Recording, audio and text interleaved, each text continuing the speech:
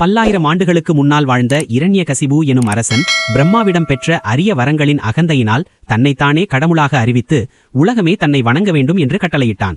ஆனால் அவனது மகனான பிரகலாதன் தன் தந்தையின் மிரட்டல்களுக்கு அஞ்சாமல் ஓம் நமோ நாராயணாய எனும் மந்திரத்தை ஓதி மகாவிஷ்ணுவின் மீது மாறாத பக்தி கொண்டிருந்தான்.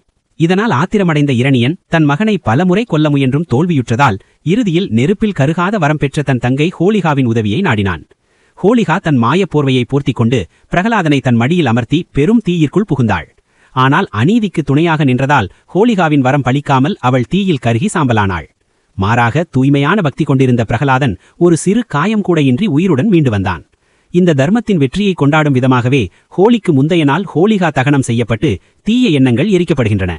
மறுநாள் மக்கள் அனைவரும் ஜாதி மத இன வேறுபாடுகளை கடந்து ஒருவர் மீது ஒருவர் வண்ணப்புடிகளை தூவி மகிழ்வது நம் மனதிலுள்ள கசப்புணர்வுகளையும் பகைமையையும் அழித்து அன்பை பகிர்ந்து கொள்வதை குறிக்கிறது.